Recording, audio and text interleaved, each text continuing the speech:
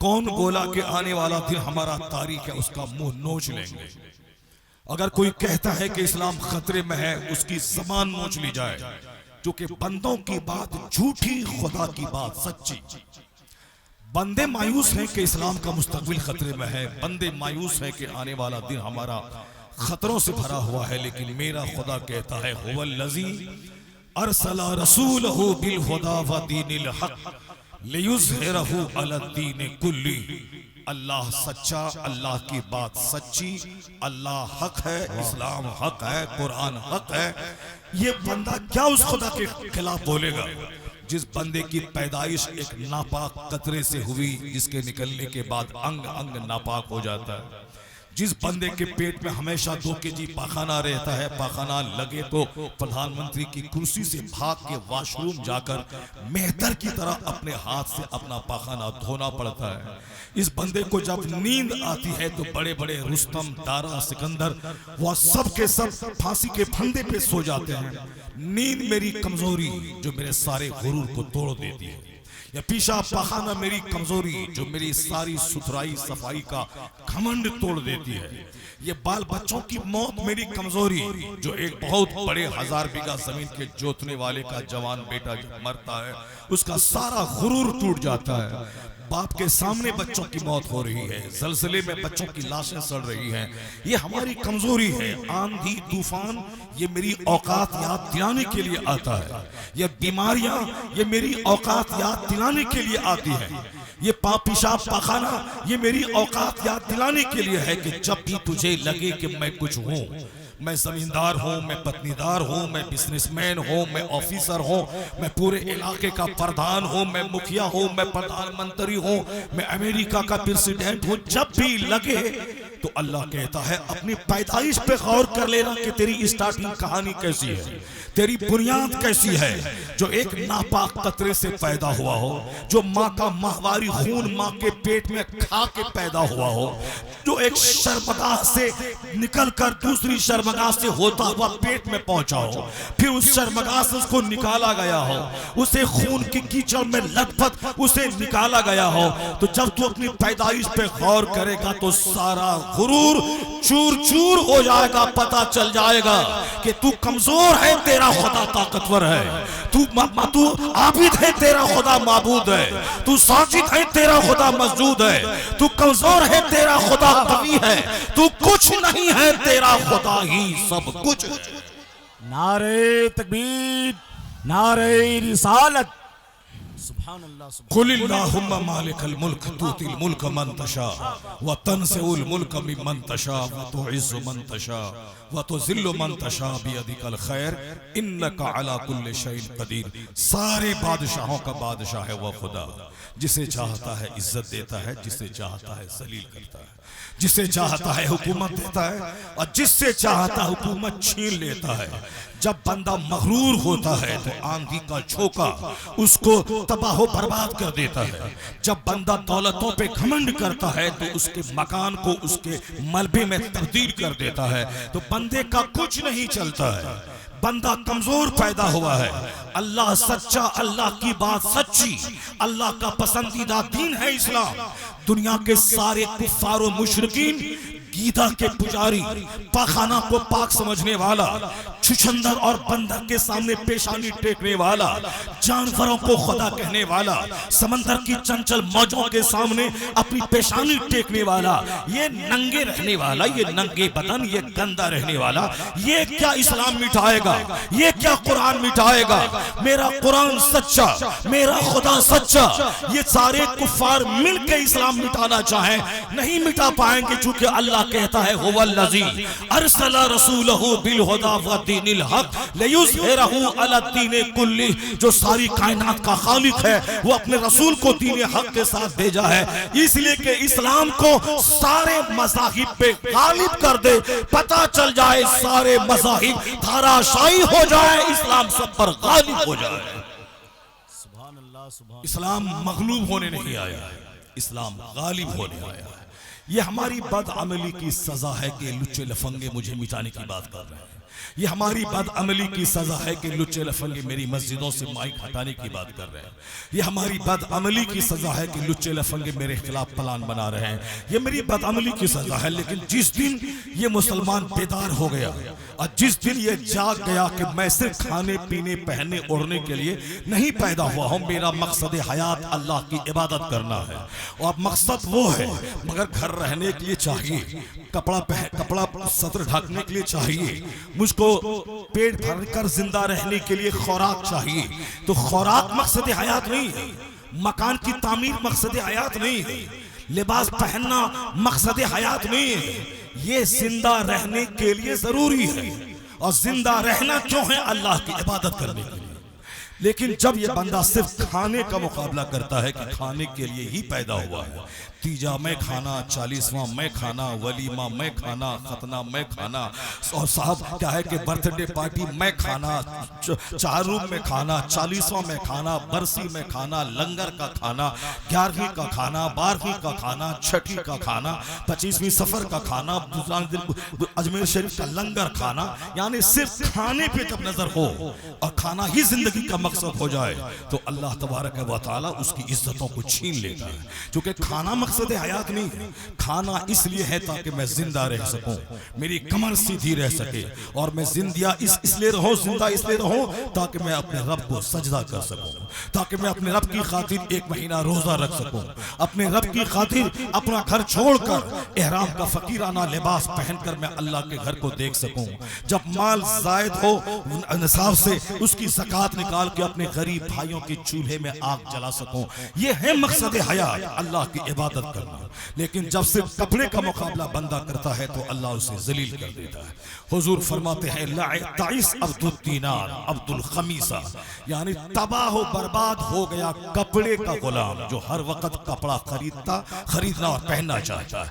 برباد ہو کپڑے کا غلام, تباہ و برباد ہو جائے لباس کا غلام, تباہ و برباد ہو جائے کپڑے کا غلام, یعنی جس کی نظر صرف کپڑے پہ رہے, جس کی نظر صرف لباس پہ رہے, جس کی نظر صرف کھانے پہ رہے, جس کی نظر صرف مکان اور گھر کی تعمیر پہ رہے. کون آ گئے؟ ماشاءاللہ. اب بیٹھ جائیں سارے لوگ, پیر صاحب آنے والے ہیں, اس کے بعد پھر میں نکل جاؤں گا. پیر صاحب کا چہرہ دیکھیں گے, گفتگو سنیں گے, صلاۃ و سلام اور دعا پہ مجلس کا اختتام ہوگا. میں بہت بڑی لمبی چوڑی تقریر تو نہیں کر پاؤں گا, 2.5-3 گھنٹے جب بولتا ہوں تب مجھ کو لگتا ہے کہ میں نے تقریر کی ہے, آدھا گھنٹہ کا ٹائم ہے, میں کیا تقریر کروں. مگر صرف ایک بات گرا باندھ کے آپ لے کے چلے جائیں. یہ جو چائے کی دکان پہ تبصرہ ہے اسلام خطرے میں ہے, تبصرہ کرنے والا جھوٹا ہے. یہ جو مسجد کے اندر نماز پڑھنے کے بعد بیٹھ کے بولتا اسلام خطرے میں ہے, اس کو بولے کہ تم خطرے میں ہے, اسلام نہ کبھی خطرے میں تھا, نہ ہے, نہ قیامت تک رہے گا. کیا بات ہے, تم خطرے میں ہے. مسجد کا امام اگر بولتا ہے کہ اسلام خطرے میں ہے, وہ امام خطرے میں ہے. اگر مؤذن بولتا ہے اسلام خطرے میں ہے, تو مؤذن کی نوکری خطرے میں ہے. اگر زمیندار بولتا ہے اسلام خطرے میں ہے, تو وہ خطرے میں ہے. اگر ہمارا منتری بولتا ہے اسلام خطرے میں ہے, وہ خطرے میں ہے. اگر میرا نیتا کہتا ہے اسلام خطرے میں ہے, تو وہ نیتا خطرے میں ہے. وہ نیتا مرے گا, اس کی کرسی ختم ہو جائے گی. وہ نیتا ہارے گا, اس کی منسٹری ختم ہو جائے گی. یہ امام صاحب کو مسجد سے نکالا جائے گا, اس کی امامت کا مصلہ خطرے میں ہو جائے گا. اس لیے اپنی اوقات میں رہ کے سب کو بولنا چاہیے. یہ بول کہ میں عبادت نہیں کرتا ہوں, میری زندگی خطرے میں ہے, میری عزت خطرے میں ہے, میرا وقار خطرے میں ہے, میرا گھر بار خطرے میں ہے. اسلام نہ کبھی خطرے میں تھا, نہ آج ہے, نہ قیامت تک رہے گا. اور جب لگتا ہے لوگوں کو کہ اسلام خطرے میں گھر گیا, جیسے ہندوستان میں گھر گیا, برما میں گھر گیا, افغانستان میں گھر گیا, امریکہ میں گھر گیا, تو بندہ صرف یہ سوچے کہ میری بدعملی کی سزا ہے, ورنہ اسلام کا کچھ نہیں بگڑے گا. چونکہ 1400 سال کے اندر کی تاریخ میں جانتا ہوں, پہلا دن وہ تھا جس دن محمد عربی کا ماننے والا صرف ایک تھا مصطفیٰ کا کلمہ پڑھنے والا, وہ صدیق اکبر تھا. اس میں دوسرا شامل ہوا, یعنی وہ حضرت زید بن حارثہ شامل ہوا. تیسرا شامل ہوا, حضرت مولا علی شامل ہوئے. چوتھی خاتون شامل ہوئی, حضرت خدیجہ شامل ہوئی. 4 لوگ کلمہ پڑھنے والے تھے. 3 سال کے اندر 40 لوگ کلمہ پڑھنے والے ہو گئے. مکہ کے لوگوں نے کہا اسلام مٹا دوں گا, مسلمانوں کو مکے سے بھگا دوں گا, اس مصطفیٰ جان رحمت کا قتل کر دوں گا, نہ یہ رہیں گے نہ اسلام کی تبلیغ ہوگی. لوگوں نے خطرناک پلان پلان بنایا اسلام کے پیغمبر کے قتل کا پلان مکہ کے دارالندوہ میں. وہاں کے کافروں نے بنایا کون؟ جس کے پاس سلطنت تھی، جن کے پاس حکومت تھی، جن کے پاس دولت تھی. یہ ابو لہب دولت مند تھے، ابو جہل دولت مند تھے، عتبہ اور شیبہ کا باغ طائف میں تھا. یہ بڑے مالدار قسم کے لوگ تھے. اور جو کلمہ پڑھنے والے لوگ تھے وہ ایک ایک ٹائم کے کھانے کو ترستے تھے. ایک ایک کھجور 4 آدمی مل کے کھا کر کے پانی پی کر اپنی بھوک اور اپنی پیاس بجھاتے تھے اور کو تانا دیتے تھے یہ غریب کب تک رہیں گے محمد ابن عبداللہ کے ارد گرد؟ جب بھوک لگے گی تو ان کا ساتھ چھوڑ دیں گے. یہ غریب کب تک ان کے پاس بھیڑ لگا کے رہیں گے؟ یہ غریبوں کی بھیڑ لگی ہے محمد ابن عبداللہ کے ارد گرد. بھوک لگے گی سارے لوگ ساتھ چھوڑ کے چلے جائیں گے. ایک کی گردن کٹے گی دوسرا دہشت مار کے ان کا ساتھ چھوڑ جائے گا. یہ ساری بکواس جو آج کے کفار و مشرکین کرتے ہیں یہ بکواس 1400 سال پہلے وہ سب کرتے تھے. مگر حضور اپنے ماننے والوں کو صرف کہتے تھے صبر کرنا، تقوی سے کام لینا اور گھبرانا مت. میرا رب ہے جو ہماری ساری حالتوں پہ نظر رکھ رہا ہے. آقا علیہ السلام کے پاس ایک شخص آ کے بولا، کہا سرکار کب تک یہ خوف و ہراس کے ماحول میں رہیں گے؟ یہ کب تک چوری چھپے نماز پڑھیں گے؟ یہ کو ڈر لگتا ہے کہ کب کفار کہاں سے آ کے گردن نہ کاٹ دے. پیشاب پخانہ کرنے حاجت کے لیے باہر جاتا ہوں ایسا ڈر لگتا ہے کہیں کوئی کافر آ کے میری گردن نہ مار دے. یہ خوف کا ماحول کب تک رہے گا؟ آقا علیہ السلام فرماتے ہیں بس چند دن صبر کر، اس کے بعد اللہ تبارک و تعالی وہ نعمتیں عطا فرمائے گا تم مسلمانوں کو.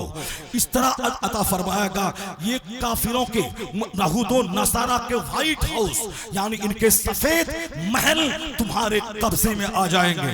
اس قدر امن و امان قائم ہوگا زمین پر کہ ایک عورت ہیرا سے چل کے کعبہ کا طواف کرنے آئے گی. راستے میں نہ کسی جانور کا کسی چور کا خوف ہوگا اور نہ کسی ڈکیت کا ڈر ہوگا. اکیلی عورت آئے گی طواف کعبہ کر کے چلی جائے گی. کوئی پوچھنے والا نہ ہوگا کہ تو کون ہے، کہاں سے آئی ہے. سوتیلی ماتاؤں سے درویوہار کرنے والے اس قدر اچانک کیسے بدل جائیں گے کہ ایک خوبصورت خاتون زیورات سے لیس ہو کر آئے عراق سے چل کے طواف کعبہ کر کے لوٹ جائے اور کوئی راستے میں پوچھے تک نہیں. جو اپنے پڑوسی کا مال لوٹنے والا، راستے میں کوئی ایک سکہ ہو تو اس کی چوری کرنے والا، یہ اندر سے باہر سے کیسے بدلیں گے؟ ایسا انقلاب کیسے برپا ہوگا؟ حضور کہتے ہیں چند دن صبر کر، ان قریب آنے والے دن میں اس قدر مال کی کثرت ہو جائے گی کہ تو زکات لے کے راستے میں نکلے گا کوئی زکات لینے والا نہیں رہے گا. تو مسلمانوں کو غربت کا تانا دیتا ہے، مسلمانوں کو غریب سمجھتا ہے. ایک دن وہ آئے گا جس دن ہر طرف اسلامی حکومت ہوگی، ہر طرف اسلامی جھنڈے لہرائیں گے اور ہر طرف امن و امان عدل کا ماحول پیدا ہوگا. یہ باتیں کب ہو رہی تھی؟ مسلمانوں کی گردنیں کٹ رہی تھی، مسلمانوں کو سولی پہ لٹکایا جا رہا تھا. مگر اللہ سچا، اللہ کے رسول سچے، ان کی بات سچی ایسی ہوئی کہ 25 سال کے اندر پورے عرب سے کفر مٹ گیا، اسلام غالب آ گیا. یہاں تک کہ 100 سال کے اندر ایران کی 1000 سالہ سلطنت چھین لی گئی اور اس میں اللہ نے مصطفیٰ کے غلاموں کو سلطنت عطا کر دی. یہاں تک کہ 100 سال کے اندر روم جیسی مہاشکتی کو کئی حصوں میں توڑ دیا گیا اور یہود و نصارہ کے اس ملک پہ مسلمانوں کو قبضہ دلا دیا گیا. یہاں تک کہ 100 سال کے بھیتر 99 ہجری میں محمد ابن قاسم اسی طائف کی وادی سے نکل کر چند نوجوان ساتھیوں کو لے کر ہندوستان آئے اور ہندوستان میں انہوں نے لاکھوں کی راجہ داہر کی فوج سے وہ جماعت ٹکرا گئی. اللہ نے فتح دی، چونکہ فتح نہ تعداد سے ملتی ہے اور نہ ہی تلوار اور ہتھیار سے ملتی ہے. فتح کا فیصلہ تو اللہ رب العزت کی طرف سے ہوتا ہے. اللہ صرف حوصلہ دیکھتا ہے. محمد ابن قاسم عرب کو چھوڑ کے ہندوستان آئے، ان کے حوصلے کو دیکھا. حضور نے خواب میں آ کے فتح کی خوشخبری سنائی. پھر یہ نروس نہیں ہوئے، لاکھوں کی فوج سے ٹکرا گئے. یہ چڈی دل فوج یہ بھاگی، شکست کھائی. یہ چند نوجوانوں کا قافلہ اس پہ غالب آیا. ایسا غالب آیا کہ تو عرب چھوڑا تھا اللہ کے لیے، اپنے خاندان کو چھوڑا تھا اللہ کے لیے. اللہ نے سارا ہندوستان 900 سال کے لیے مسلمانوں کے حوالے کر دیا. اللہ صرف حوصلہ دیکھنا چاہتا ہے. اللہ رب العزت صرف جد و جہد دیکھنا چاہتا ہے کہ میرا بندہ اسلام کی تبلیغ کے لیے گھر سے نکلتا ہے یا نہیں، اپنے بال بچوں کو شہادت کی قربانی کا جذبہ لے کے نکلتا ہے یا نہیں. اللہ نے اپنا وعدہ سچا کر کے دکھلایا. وہ دن تھا کہ 4 لوگوں نے کلمہ پڑھا. کافروں نے بولا کاٹ دیں گے. 40 لوگوں نے کلمہ پڑھ لیا. پھر کفار نے کہا کہ کاٹ دیں گے. 1000 لوگوں نے کلمہ پڑھ لیا. پھر کفار نے بولا کاٹ دیں گے. 1 لاکھ لوگوں نے کلمہ پڑھ لیا. یہاں تک کے مکے سے نکال دیا گیا، لیکن صرف 10 سال کے اندر 1 لاکھ مصطفیٰ کے غلاموں کی فوج ٹھاٹھے مارتے ہوئی میدان عرفات میں جمع ہو گئی، اور حضور نے خطبہ حجۃ الوداع دیا۔ پھر اس کے بعد کہا کہ میں اسلام کی اینٹ سے اینٹ بجا دوں گا، جب تک محمد عربی ہے تب تک اسلام ہے، لیکن جس دن یہ وفات پا جائے، وفات تو پانا ہی ہے، اس کے بعد اسلام کی اینٹ سے اینٹ بجا دوں گا۔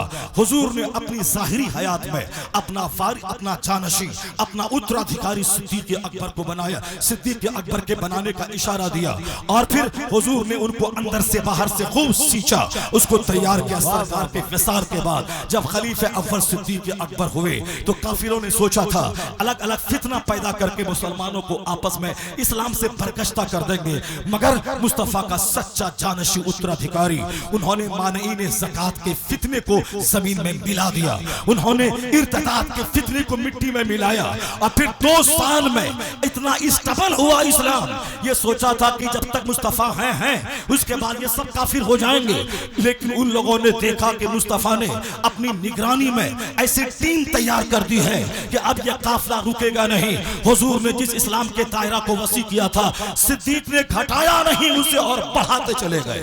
صدیق اکبر کے بعد کفار و مشرکین نے کہا ان کا حوصلہ بڑھ رہا ہے، بحرین پہ ان کا قبضہ، یمن پہ ان کا قبضہ، اور پھر مصر پہ ان کا قبضہ۔ ان لوگوں نے سوچا کہ اب اس کو اور ڈیمیج کرنے کے لیے ظاہری طاقت کی مدد لی جائے۔ ان لوگوں نے یہود و نصارہ کی مدد مانگی، اور ہندوستان اور پھر مکہ مدینہ کے منافقین کی مدد مانگنی چاہیے، تاکہ اندر سے باہر سے یک بار کی حملہ کر کے اس کو ڈیمیج کیا جائے۔ میں اسلام کی سچائی میں بتانا چاہتا ہوں، کبھی اسلام کے بارے میں نرفس آپ مت ہو جائیں، اپنے بال بچوں کی گھٹی میں اسلام پلائیں۔ آج میری بیٹیاں کافروں کے ساتھ بھاگ رہی ہیں، کمی ہماری ہے کہ میں ان بچوں کو اسلام نہیں سکھاتا ہوں۔ میرے بچے ڈاکٹر انجینئر بننے کے بہانے وہ اسکول کالج میں پڑھ کے کافر ہو رہے ہیں، اس لیے کہ میں ان کو اسلام نہیں سکھاتا ہوں۔ اسلام جس دن آپ سکھا دو گے بچے کو، اور یہ دشمن تمہاری بچی تمہارے بچے کے ایمان کو لوٹنا چاہے گا، جس طرح بلال کو ہاتھ پاؤں باندھ کر ریت پہ سلا کے اس کے سینے پہ پتھر رکھ کے کہا جاتا تھا کہ رک جا اسلام سے، اور بلال اسلام کو جان چکا تھا، یہی کہتا تھا جتنی تکلیفیں تم دیتے جاؤ گے اتنا ایمان میرا پختہ ہوتا چلا جائے گا۔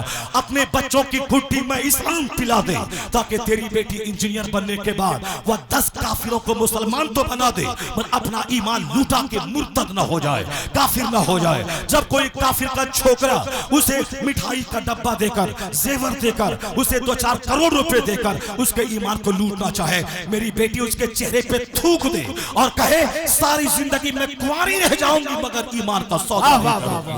یہ بات اس وقت پیدا ہوگی جب تو اپنے گھر میں اسلام کا چرچا کرے گا، جب روزانہ قرآن پڑھے گا، اپنی بیٹی کو اسکول بھی بھیجے گا، اور 1 گھنٹہ بٹھا کے فاطمہ الزہرا کی سیرت بھی سکھائے گا، اپنے بیٹے کو کالج بھی بھیجے گا، اور 1 گھنٹہ ڈیلی حسن کریمین کی سیرت ان کے سامنے بیان کرے گا، تاکہ بیٹا ڈی ایم بن کر کافر نہ ہو جائے، بلکہ ڈی ایم بن کر ڈی ایم کے دفتر کو اسلام کی تبلیغ کا مرکز بنا دے۔ اس گھٹی میں اسلام پلانا ہوگا، صرف تقریر سے کام نہیں ہوگی، بلکہ ہر مسلمان کو اپنے گھر کو مدرسہ بنانا ہوگا۔ اپنے بچوں کی زمین، مکان، ڈاکٹر انجینئر بننے کی فکر بعد میں کرنی ہوگی، پہلے اس کے اسلام کی فکر کرنی پڑے گی، پہلے اس کے مومن بنے رہنے کی فکر کرنی پڑے گی۔ اگر تم نے اپنے گھر میں فلمیں چلوایا، تم نے اپنے گھر میں ڈرامے چلوایا، تم نے اپنے گھر میں 24 گھنٹے موبائل کا تماشا کھڑا کیا، اپنی بیٹی کو تم نے آزادی دے دی، تو بیٹی کافروں کے ساتھ بھاگے گی، بیٹا کافرہ کے ساتھ بھاگے گا، اور تو بھی کافروں کے سامنے ہاتھ جوڑ کے کھڑا ہو جائے گا۔ اس طرح تیری دنیا، تیرا عقبہ دونوں تباہ و برباد ہو جائے گا۔ اور یہ جان لے، اپنی کمزوری دور کرنا، اسلام پہ تبصرہ کبھی مت کرنا۔ جب صدیق اکبر کے دور میں لوگوں نے کہا کہ اب مجھے مضبوطی کے ساتھ اسلام کے خلاف لڑنا چاہیے، تو پہلے کتنے لوگ تھے؟ 1 لاکھ لوگ۔ صدیق اکبر کے 2 سال کے پیریڈ میں وہ تعداد کئی لاکھ میں تبدیل ہو گئی۔ یہ بولا اسلام مٹا دیں گے۔ حضرت عمر فاروق 10 سال تک اسلام کی سلطنت کو اتنی وسعت دے دی، ادھر ایران سے لے کر کے روم تک اسلام کا دبدبہ قائم ہو گیا۔ لوگوں نے کہا کہ کاٹ دیں گے۔ فاروق اعظم کے زمانے میں کئی لاکھ مسلمان ہو گئے۔ ان کی شہادت کے بعد عثمان غنی نے جب اس گدی کو سنبھالا، لوگوں نے کہا یہ صوفی شریف آدمی، قرآن پاک کی تلاوت کرنے والا، 24 گھنٹے حیا کی چادر ڈالے ہوئے عبادت کرنے والا، یہ کیا کام کرے گا اسلام کا؟ 12 سالہ پیریڈ میں جہاں فاروق اعظم نے چھوڑا تھا، اس کو کئی گنا زیادہ اسلام کی خدمت کر کے عثمان غنی نے شہادت کا جام نوش کیا۔ پھر جب مولا علی اس پر قابض ہوئے تو دیکھا کہ اس مسلمان کے درمیان فتنے پیدا ہو رہے ہیں. مولا علی نے حکمت کے ساتھ، شجاعت کے ساتھ، بہادری کے ساتھ اس گدی کو سنبھالا اور اس کو اور طاقت دے دی، یہاں تک کہ اسلام عرب سے نکل کر عرب سے باہر قدم رکھا. اور جب دیکھا علی کے بیٹے حسین نے کہ نانا نے جو چمن لگایا تھا اس چمن کو مٹانے کا پلان کفار بنا رہے ہیں، اس چمن کو اب نانا کے نواسے کے خون چاہیے، اب پانی سے یہ چمن آباد نہ ہوگا، اب مصطفیٰ کے خاندان کا خون چاہیے. حسین اپنا سارا کنبہ لیا اور نکلے مدینے سے. میدان کربلا میں اپنے جوان علی اکبر کو دے دیا، اپنے چھوٹے علی اصغر کو دے دیا، اپنے خیمے میں آگ لگوا دی، خود اپنی زندگی کا آخری سجدہ اسی سرزمین میں کیا، پورا کنبہ لوٹا دیا. یعنی خون سے اسلام کی تاریخ کی آبیاری کی. پھر کیا ہوا؟ ادھر گردن کٹی، ادھر جو عرب کی باؤنڈری میں محدود تھا، حسین کے خون نے وہ سرخی بھر دی. اسلام عرب سے نکلا، چہار دانگے عالم میں پھیلتا چلا گیا. جو کام تقریر سے نہ ہوا وہ کام حسین اعظم کی شہادت سے ہوا. ہندوستان میں اسلام، امریکہ میں اسلام، جاپان میں اسلام. یعنی 4 لوگ کلمہ پڑھنے والے تھے، دشمنی بڑھتی گئی، 4 لاکھ کلمہ پڑھنے والے ہوئے. دشمنی بڑھتی گئی، 4 کروڑ کلمہ پڑھنے والے ہوئے. دشمنی بڑھتی گئی، آج کی تاریخ میں 200 کروڑ کلمہ پڑھنے والا جس کے نام کے ساتھ لفظ محمد جڑا ہوا ہے. یہ محمد احمد، یہ محمد سمر، یہ محمد قمر، یہ محمد مجاہد، یہ محمد عمر، یہ محمد ابو بکر، یہ محمد عثمان. یہ 200 کروڑ نام کے ساتھ لفظ محمد جو جڑا ہوا ہے، اس بات کا اعتراف ہے کہ محمد تو اکیلے تھے، آج ان کی فوج 200 کروڑ کی تعداد میں دنیا میں پھیل گئی ہے. یہ اس بات کی دلیل ہے کہ دشمنی بڑھنے دے، اس کو آل فال پکنے دے، دشمنی بڑھتی جائے گی، مصطفیٰ کے غلاموں کی تعداد میں اضافہ ہوتا جائے گا. کھڑے ہو کر 10 نوجوان کھڑے ہو کر استقبال کریں، نعرہ تکبیر، اور آگے بڑھ جائیں غیرت ایمانی کے ساتھ. نعرہ تکبیر، نعرہ رسالت، اصلاح معاشرہ کانفرنس، علامہ مفتی شہر یار رضا صاحب قبلہ تشریف رکھے، بیٹھ جائیں. ہے نور خدا کفر کی حرکت پہ خندہ زن، پھونکوں سے یہ چراغ بجھایا نہ جائے گا. خبردار کبھی بھی تبصرہ اسلام کے تعلق سے نہ مسجد میں، نہ خانقاہ میں، نہ مدرسے میں کر اسلام خطرے میں ہے، نہیں ہے، ایسا کبھی خطرے میں نہیں رہا ہے، نہ قیامت تک رہے گا. البتہ اپنے اوپر تبصرہ کریں کہ میری زندگی کے آج 50 سال ہو گئے، نماز فرض ہوئی تھی 15 سال میں، یہ 35 سال کی نماز کا میرا کیا ہوگا؟ میں 50 حج بھی کر لوں پھر بھی یہ 35 سال کی نمازیں میری ذمہ قضا ہیں، اس کو تو پڑھنا ہی پڑے گا. میری زندگی کے جتنے رمضان کے روزے قضا ہوئے ان روزوں کو رکھنا ہی پڑے گا. زندگی میں جب سے مال ہوا زکوٰۃ میں نہیں نکالتا تھا، جب سے مال ہے اس وقت سے حساب کر کے پائی کی زکوٰۃ نکالنی ہوگی. آج فرض ہوا تھا 15 سال پہلے، مگر میں نے ڈیلے کرتا رہا، لیٹ کرتا رہا. آپ آج کریں گے، کل کریں گے، اس مکان کے بات کریں گے، اس دکان کے بات کریں گے، اس بیٹی کی شادی کی بات کریں گے. اس کمزوری کو دور کیجیے اور فوری حج کیجیے. بیٹی کی شادی رہے، مکان کی تعمیر رہے، پیسہ ہے جانے آنے کا تو پہلے حج کر لے. حج کرنے کے بعد بیٹی کی شادی میں دیر نہ لگے گی، حج کرنے کے بعد مکان کی تعمیر میں دیر نہیں لگے گی. چونکہ خانہ کعبہ کے پاس ایک جگہ ہے جہاں بندہ دعا کرتا ہے، 70,000 فرشتے اس کی دعا پہ آمین کرنے کو تیار رہتے ہیں. حج اور عمرہ یہ گناہوں کو بھی مٹاتا ہے، یہ غریبی کو بھی مٹاتا ہے. اس لیے حج پہلے کرے، اپنی زندگی میں کے احوال کو سدھارے، باقی اسلام پر تب سے رحمت کرے. اسلام کا وہ کارنامہ ہے 1400 سال میں کہ جب بھی کوئی مصطفیٰ کو گالی دیتا ہے، یا تو گالی دینے والا خود کلمہ پڑھ کے مومن بن جاتا ہے، یا پھر ان کے آنے والی نسلیں کلمہ پڑھ کے مومن بنتی ہیں، یا وہ خود ذلیل اور رسوا ہو کر اس دنیا سے چلا جاتا ہے. مصطفیٰ کی شان اور عظمت پہ ایک حرف کا کوئی فرق نہیں آتا ہے. حضور کی توہین وہ دلی کی کوئی بندریا کر رہی تھی، لیکن آپ کو معلوم ہونا چاہیے کہ انہوں نے توہین کی، سارا ہندوستان مسلمان کا دل دکھا. ہم لوگ مایوس ہو گئے، میرے پیغمبر کو گالی دی جا رہی ہے. جسے قاعدے سے ہندی نہیں آتی تھی وہ گالی مصطفیٰ کو دے رہی ہے. جس کو قاعدے سے انگریزی بولنا نہیں آتا ہے وہ نبی کی شان میں گستاخی کر رہا ہے. ایک پہلو یہ تھا سامنے کہ ایک بندریا اور ایک بندر نے مصطفیٰ کی توہین کی. ہم سب مایوس ہو گئے اور مایوس ہونا بھی چاہیے. ہم سب کچھ برداشت کر لیتے ہیں مگر مصطفیٰ کی توہین کبھی نہیں برداشت کر پاتے.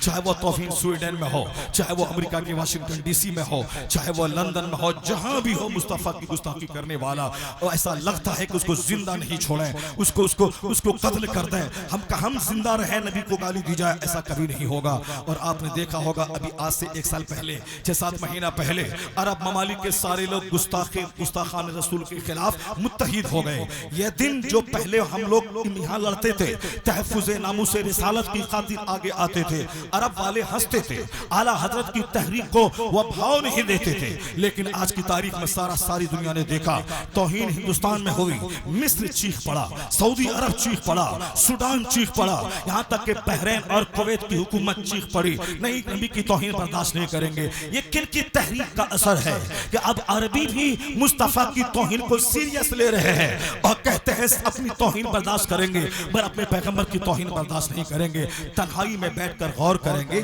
یہ جو دن اچھے دیکھنے کو مل رہے ہیں اور عرب ممالک میں بھی گستاخان رسول کے خلاف ایک تحریک چلی ہے، یہ تحریک صرف امام احمد رضا خان فاضل بریلوی کے عشق رسالت کی تحریک ہے۔ انہوں نے جو کہا تھا انہیں جانا انہیں مانا، نہ رکھا غیر سے کام، للہ الحمد میں دنیا سے مسلمان گیا۔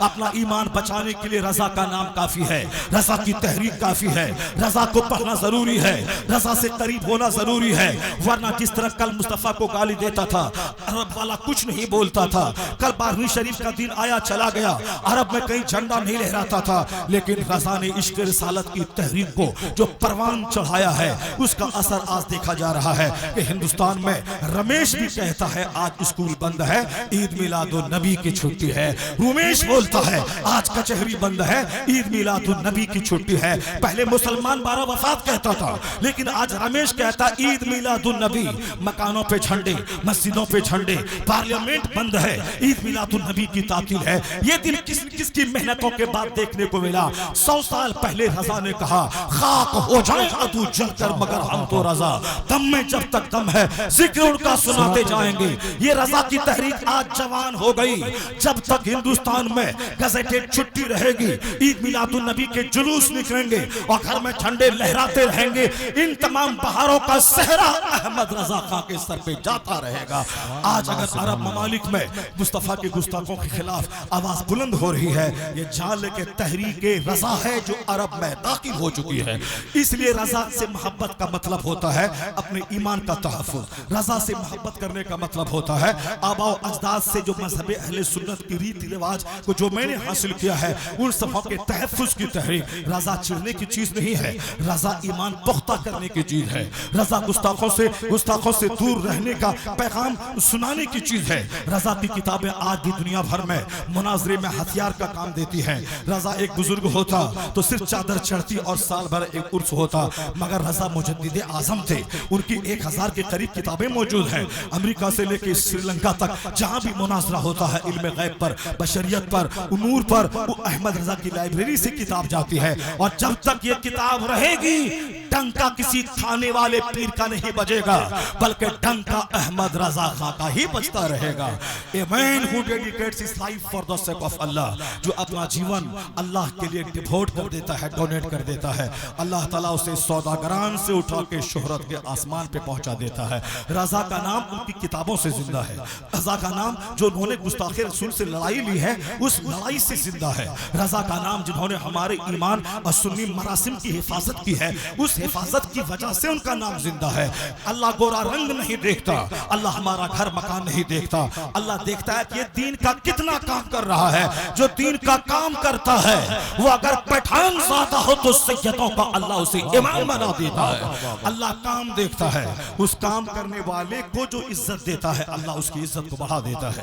یہ ہمارے محبوب گوہر صاحب ہیں، انہوں نے ہندوستان کی تاریخ میں ایک نیا نام انہوں نے اپنا نام درج کروایا ہے۔ مظفرپور اور سیتامڑھی دیار کے لوگوں تم خوش نصیب ہو کہ آج پہلا شخص ہندوستان میں جو اعلیٰ حضرت کی مکمل بایوگرافی کو 2500 اشعار کی صورت میں اسے تبدیل کر کے ہندوستان ہی پوری دنیا کے مانس پٹل پہ چھوڑا ہے۔ یہ صحرا انہی کے سر جاتا ہے کہ پوری دنیای سنیت میں پہلا آدمی جنہوں نے اعلیٰ حضرت کی پوری زندگی کو نثر سے نظم میں منتقل کر کے نظم کے شائقین کی خواہش پوری کر دی ہے۔ اور جب تک قیامت تک ہندوستان میں منظوم سوانح اعلیٰ حضرت کے تعلق سے جب کوئی پہلا نام آئے گا جس نے قدم بڑھا کے ایسا کام کیا ہے، وہ پہلا نام تیرے ہی دیار کے محبوب محبوب گوہر کا لکھا جائے گا. اس کتاب کو پڑھو, اس کتاب کو اپنے عالموں کو گفٹ دو, اس کتاب کو لے کر کے اپنے گھر کی لائبریری میں رکھو, تاکہ جب آنے والے بچے جب اردو پڑھیں گے اس کتاب کو ہاتھ لگائیں گے تو اعلیٰ حضرت کو اشعار کی زبان میں سمجھ پائیں گے. تو آج رضا کی تحریک جوان ہوئی ہے, جس کا اثر ہے کہ عید میلاد النبی کے جلوے اور بہاریں ہندوستان میں نظر آ رہی ہیں. میں کہنا چاہ رہا ہوں کہ ہندوستان کی سرزمین میں یہ دو چار لچے لفنگے بندر بندریا نبی کو گالی دیا تھا, لیکن آپ نرفس ہو گئے. لیکن دوسرا منظرنامہ آپ نے نہیں سنا. تھائی لینڈ یونیورسٹی کے پروفیسر میگاٹیک تیجاسن, جو سائنس کا بہت بڑا پروفیسر تھا, اس نے سائنسی دنیا میں تحقیق کرنا اپنی زندگی کا مشن بنایا, اور پھر دنیا والوں کے سامنے انہوں نے ایک عجوبہ دریافت پیش کی. وہ دریافت یہ تھی کہ سر پر تو بہت سارے لوگوں نے کام کیا, برین پہ کام ہوا ہے, لنگز پہ کام ہوا ہے, اسٹومک پہ کام ہوا ہے, چھوٹی آنت بڑی آنت پہ کام ہوا ہے, اور اس کے بعد لنگز پہ کام ہوا ہے, وینز پہ کام ہوا ہے. لیکن ایک فیلڈ ہے اندر میں جو جس طرح کمپیوٹر میں لاکھوں چھیتر ہے, کوئی آدمی زندگی بھر اس میں ڈوب جائے کمپیوٹر کا پورا آپریٹر نہیں ہو پائے گا, چونکہ ایک بڑی دنیا ہے اس میں, جہاں پوری دنیا کے 800 کروڑ لوگوں کی ساری زندگی اس میں اسٹور ہے. ہر ڈپارٹ کی جتنی بھی زبانیں, جتنی بھی کتابیں ہیں, ایک بڑی دنیا ہے کمپیوٹر کی. کوئی چاہے گا میں سب کچھ جان لوں, نہیں جان پائے گا. اس طرح سے سائنس کی ایک دنیا ہے, ریسرچ اور تحقیقات کی. کوئی کہے میں سب کچھ جان لیا, ایسا نہیں ہے. یا برین کے ہزاروں ایکسپرٹ پیدا ہوتے ہیں, چونکہ برین میں جو نسیں ہیں, جو اس میں ہڈیاں ہیں, جو اس میں فلیکسیبلٹی ہے, اس پر الگ الگ طور پر لوگ ریسرچ کرتے ہیں اور تحقیق کرتے ہیں. ڈاکٹر میگاٹیک تیجاسن انہوں نے کہا کہ آج تک اس پر تحقیق نہیں ہوئی ہے کہ درد کا احساس چمڑے میں ہوتا ہے, یا درد کا احساس ہڈی میں ہوتا ہے, یا درد کا احساس رگوں میں ہوتا ہے. میں اس پہ ریسرچ کروں گا, میں دنیا کو حیرت میں ڈال دوں گا, میں 10-20 سال تک اس میں اپنے آپ کو اس تحقیق کی آگ میں جلا دوں گا, مگر دنیا والوں کو ایک نئی دریافت میں دے کے رہوں گا. جو ٹھان لیتا ہے وہ کر لیتا ہے. محبوب بھائی کو اس سنگلاخ وادی سے گزرنے کے لیے 5 سال لگ گئے. کئی رات بھر عشاء سے لے کے فجر تک جاگ کر وہ اشعار لکھتے تھے. اشعار میں جہاں کمزوری رہی اس کو دور کرتے تھے, پھر اس سے زیادہ پختہ اشعار بولاتے تھے. قافیہ تلاش کرنا, وہ یہ سب کام ان کا تھا. انہوں نے محنتیں کی, اور آج الحمدللہ ہندوستان کے اہل علم کے نزدیک ان کا وقار بلند ہوا ہے. انہوں نے شاعری کی زبان میں اعلیٰ حضرت کی بایوگرافی کو پیش کر دیا ہے. محنت کرنے والا مایوس نہیں ہوتا. میگاٹیک تیجاسن نے محنت کی, ایک موٹی کتاب لکھی اور کہا کہ میں پہلا سائنسداں ہوں جس نے دنیا کو کہا ہے کہ درد کا احساس چمڑے میں ہوتا ہے,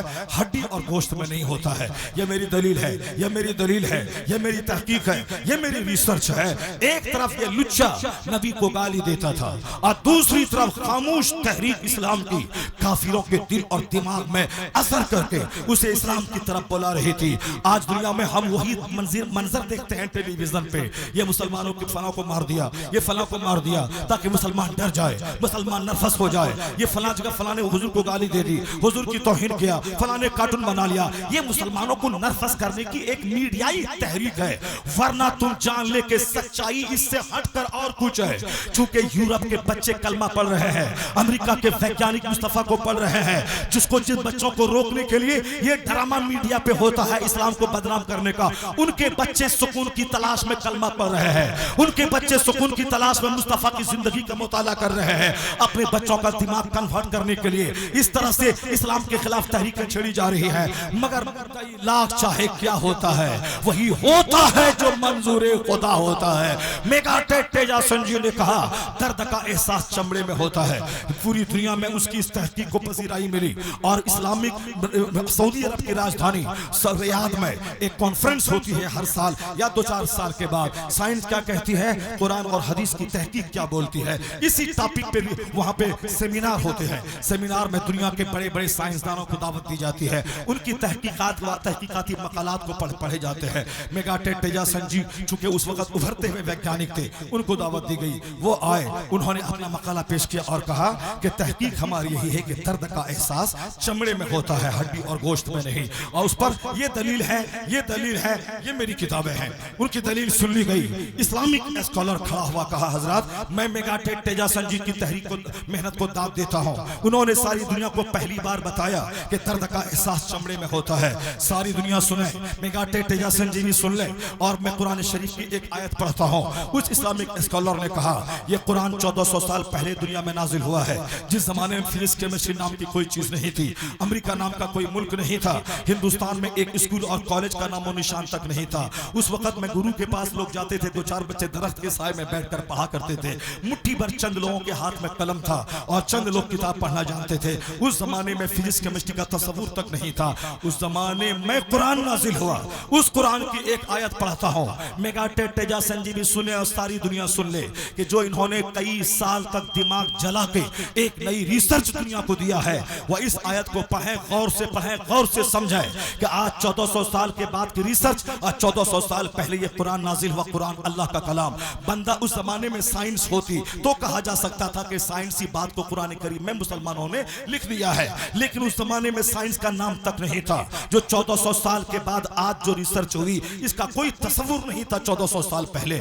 مگر میگا ٹیجا سنجی کے آنکھ پٹی رہ گئی. انہوں نے کہا جلدی سے سناؤ. کہا قرآن میں ایک جگہ آیا ہے, چونکہ قرآن پاک کا ٹاپک آخرت ہے, جنت ہے, اسی جنت آخرت اور جہنم کو بتاتے ہوئے مثال کی زبان میں, اشاراتی زبان میں جو باتیں کہی گئی ہیں, زبردست سائنسی تحقیقات پہ روشنی پڑتی ہے. مثال بات ہے آگ میں جلانے کی, لیکن اسی بات کو بیان کرنے کے لیے جو مثال دی گئی ہے اس کو غور سے دیکھنے کے بعد پتہ چلتا ہے کہ ہزاروں لاکھوں سائنسدانوں کی تحقیقات ایک طرف, قرآن پاک کی ایک مثال ایک طرف. قرآن میں آیا ہے والذین کفروا بآیاتنا سوف نصلیہم نارا کلما نضجت جلودہم بدلناہم جلودا غیرہا لیذوقوا العذاب. اللہ کہتا ہے جو لوگ میری زمین پہ رہتے ہیں, میرے آسمان کے نیچے رہتے ہیں, میری روزی کھاتے ہیں, وہ اگر میری آیتوں کا انکار کریں کہ یہ آیت اللہ کی طرف سے نہیں اتری ہے, یہ قرآن صحیح نہیں ہے, تو اللہ کہتا ہے میرا بندہ,